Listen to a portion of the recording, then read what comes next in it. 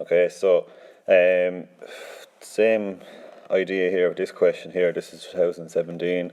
We have done out in our notes copy before, but just to run through it quickly again. Okay, so part B, it's proposed to upgrade the thermal properties of the above wall to meet Passive House standard by fixing expanded polystyrene to the external surface as shown, I suppose, in the picture there on the right.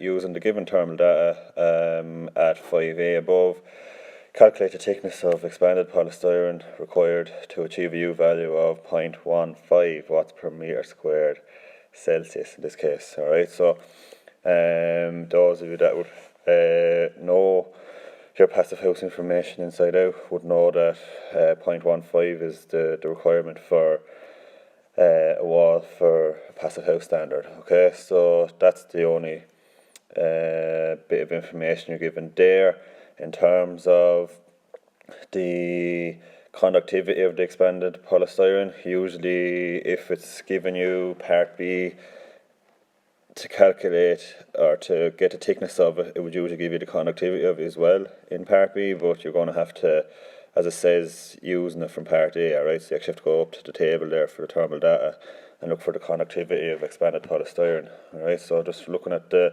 solution then that we've done out before. Okay, so looking at it here now, you have where it says part B there, the existing wall resistance is 1.15. Okay, the new wall resistance then comes in at 6.6666. Where does that come from? That comes from, if you use your calculator and you divided 1 by 0.15, so 0.15 is the U value that is looking to be achieved, and then you would get 6.66666. Alright, so what you're looking to do then is you're looking to find the resistance that will be required of that new insulation, right? So if it was added in, so basically what you're looking to find is you're trying to find out what value will be on the resistance column in your table if it was there initially.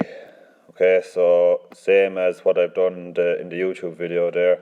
If you were to look at that, so you look at the calculation here, 6.666 minus 1.15, and you get 5.5166. Okay, so that is that's the resistance required, or that will be given. Sorry, the resistance given of this new insulation. Okay, so then you have conductivity and resistance here. So conductivity was given to you in the question. So we went back there just to show you that.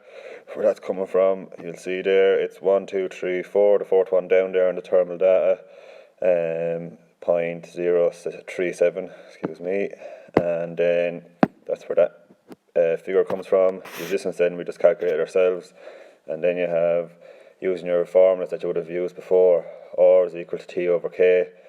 So then if you're to